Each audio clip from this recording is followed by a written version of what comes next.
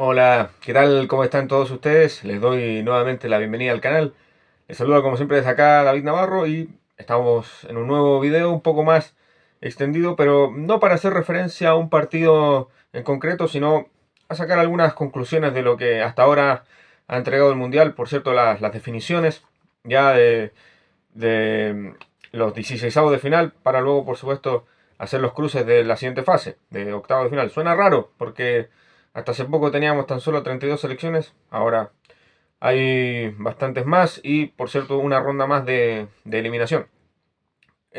Para mucha gente y para mí en particular, el Mundial comienza ahora, ¿cierto? Ya en la época de definiciones, donde uno prevé que hay cierta favoritismo por parte de algunas selecciones, otras que de las cuales no se espera tanto, y también algunos cruces bastante parejos, donde en verdad podría haber pasado cualquier cosa, pero para hacer un poco de resumen, bueno, ya se comentó, ¿cierto? Lo que fue, por ejemplo, Brasil contra Japón. Ahí tienen un video en el canal analizando concretamente aquel partido.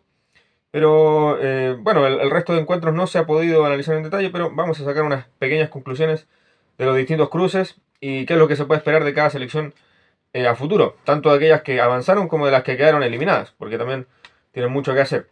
Para empezar, Alemania-Paraguay. Bueno, todos vimos el partido, lo que fue la resistencia paraguaya. Comenzaron ganando, luego empata Kai Havertz, digamos, en el propio juego paraguayo, que fue el juego aéreo. Enseguida la anulación del gol de Jonathan Tah y luego la actuación heroica de Orlando Gil y bueno, también bastante impericia de los jugadores alemanes. Por ahí muchos de ellos realmente se les hace muy grande el desafío de la selección. Lo de, por ejemplo, jugadores como Leroy Sané, Goretzka, ¿verdad? Que en pleno 2026 siguen siendo alternativas, siquiera, para la selección, de verdad es, por decirlo menos, lamentable. Digamos, quizás no, por ahí uno puede decir, hey, no tenían mucho más, pero incluso con lo que había disponible, como puede haber sido Amiri, Undab quizás iniciando como titular, no era la mejor opción, en fin. Lo cierto es que yo quiero destacar sobre todo a Gustavo Alfaro, un hombre que con muy poco ha hecho ya más que suficiente. Si me preguntan a mí, es quizás comparado a los recursos que tiene con lo que ha logrado, el mejor entrenador de lo que va del Mundial, sin ninguna duda. Así que bien por Paraguay, que ahora enfrentará a Francia, que precisamente yo creo que es el equipo que tiene el estilo más reconocible de juego. En toda la fase de grupos casi no cambió la alineación. Tengo, bueno, guardando obviamente las proporciones de lo que fue, porque por ejemplo el Brasil del 70 también tenía mucho talento, pero encontraron la forma de encauzarlo. Acá me sucede algo similar. Obviamente no se pueden comparar a los jugadores por un tema de épocas y de talento, pero sí siento que viven una situación similar en el sentido de que tienen mucho talento individual, pero no sabían hasta el momento cómo disponerlo en cancha. Y con el avanzar de los partidos, Francia ha encontrado ya la fórmula, colocando a Michael Olise, que habitualmente es extremo por la derecha en el Bayern de Múnich, ahora como el jugador más centralizado y de perfil más creativo. Porque de él no sabes lo que puede hacer. Yo creo que es el jugador más imprevisible de Francia. Porque tanto Barcola como Doué son perfiles similares, regateadores, gambeteadores, y también que definen bastante.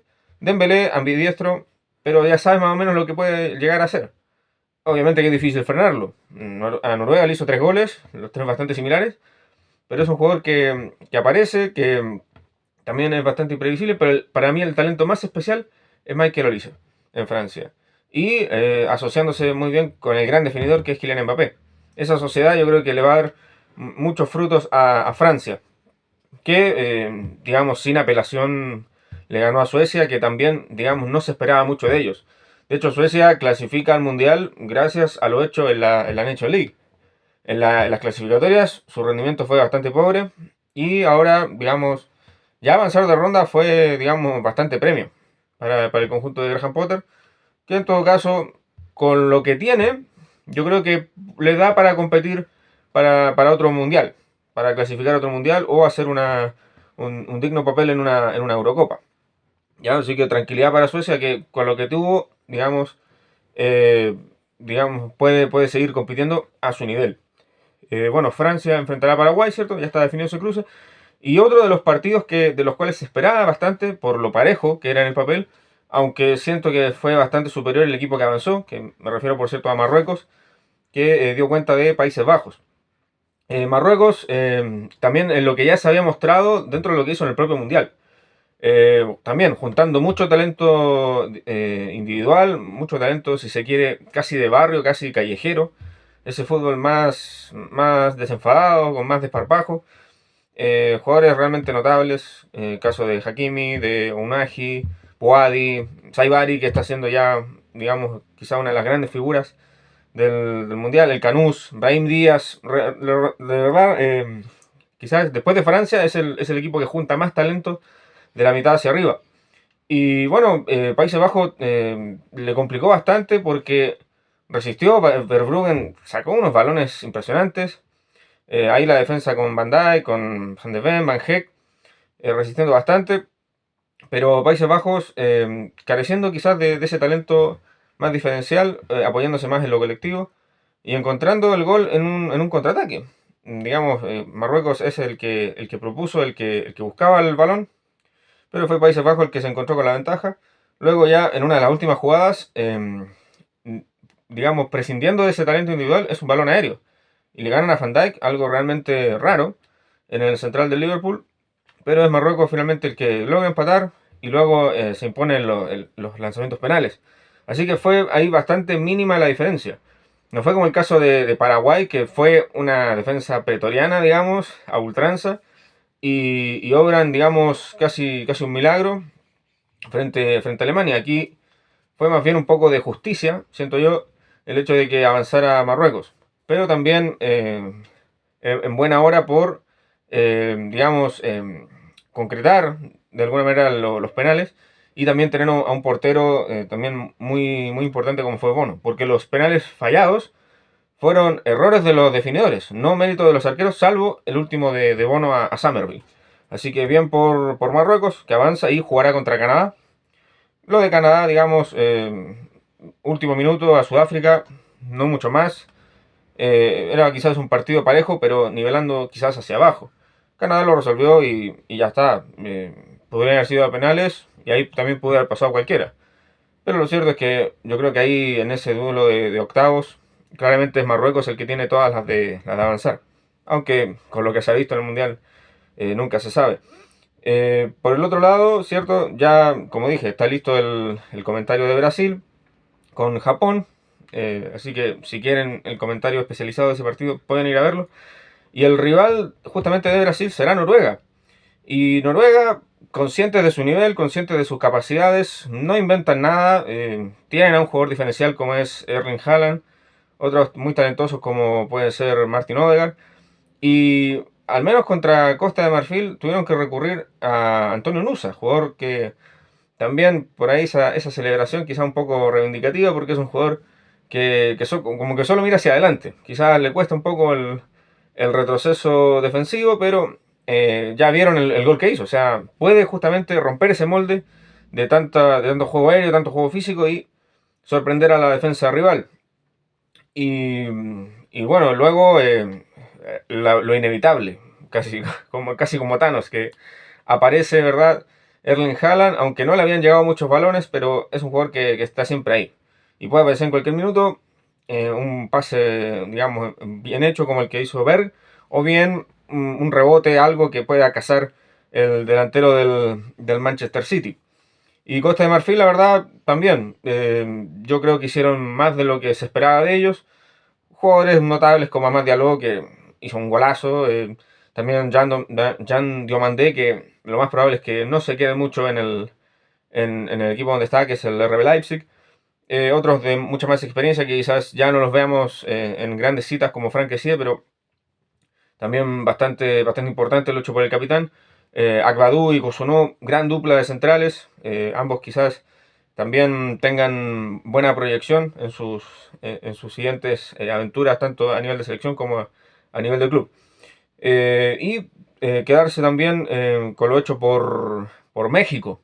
Ya el local, que había muchas dudas porque se decía, hey, casi siempre la fase de grupo, sobre todo cuando tú eres organizador, se te da bastante favorable, pero aquí lo de México siento que ha sido avance tras avance. En ningún momento se ha estancado su juego. Aguirre ha encontrado el equipo.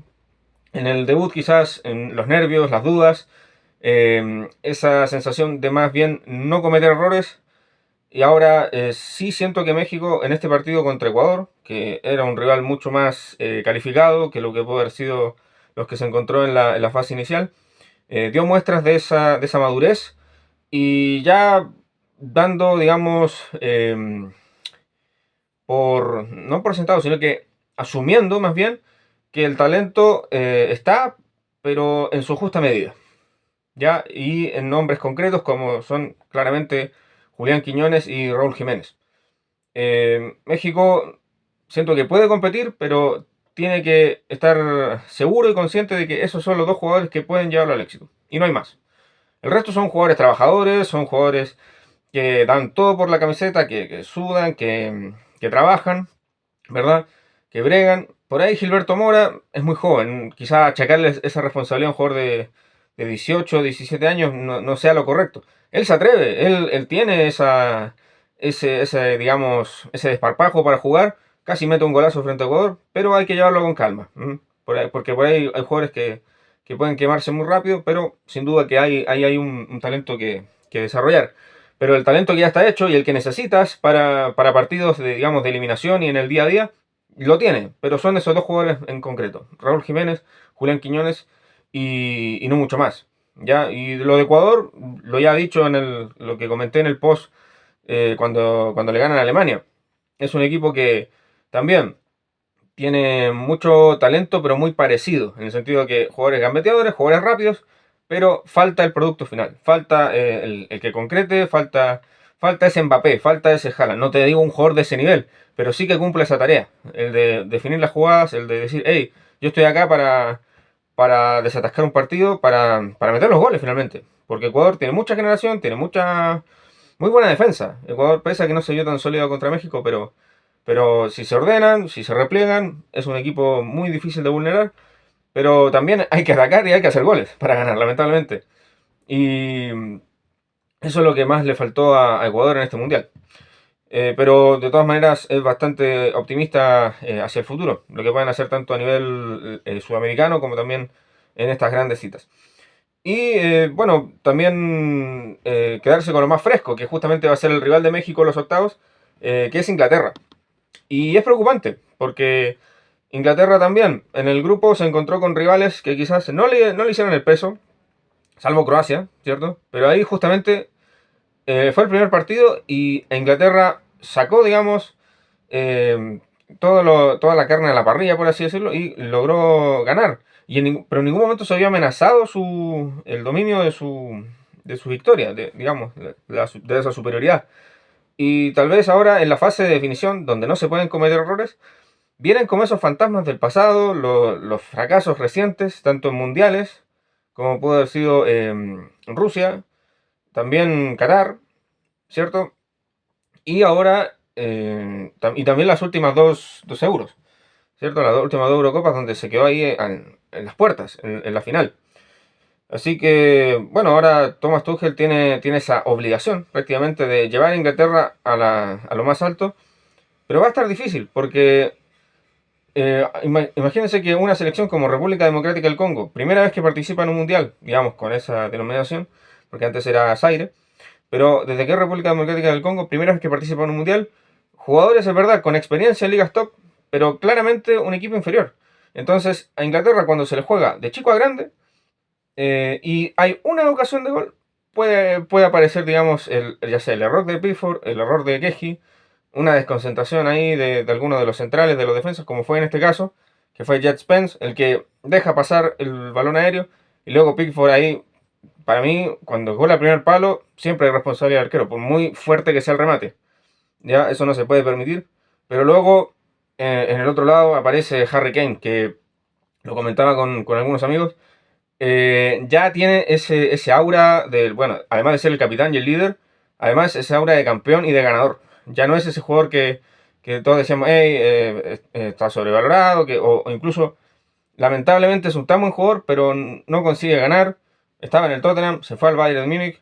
Quizás ganar ese par de títulos, ese par de ligas y obviamente seguir metiendo muchos goles, le ha dado esa confianza ya para definitivamente carrear a su selección y ser como el líder futbolístico y espiritual también de esta selección, que justamente le faltaba eso, le faltaba espíritu, le faltaba, digamos, eso que, digamos, es como intangible, pero que cuando se juega en equipo y cuando se juega en estas grandes instancias, lo necesitas. Más allá de un gran talento, que obviamente lo tiene Inglaterra, siempre ha tenido muy buenos jugadores, pero faltaba ese espíritu, digamos, insisto, ese intangible para llevar adelante los partidos. Y en este caso tuvo que remar contra un rival que se protegió, contra un rival claramente inferior. Y hay que verlo ahora contra un equipo mucho más luchador y con ese espíritu, y que también tiene ese espíritu, que es México. Y que va a estar obviamente con todo el apoyo de su público.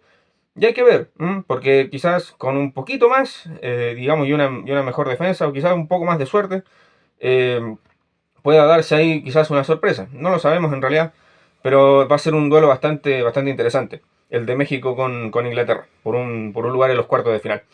Así que de mi parte eso, la verdad, conclusiones un poco más extendidas porque había muchos partidos y muchos equipos que comentar. De momento será hasta acá. Y por supuesto cuando a medida que avancen los cruces tendremos también otro resumen y otro comentario de cada uno de los países.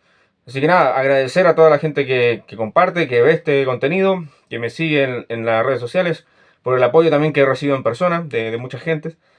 Así que nada, pues ha sido un gusto. Estaremos, por cierto, digamos, al tanto de todo lo que sucede en el Mundial en próximas ediciones. Que estén muy bien y muchas gracias. Hasta pronto.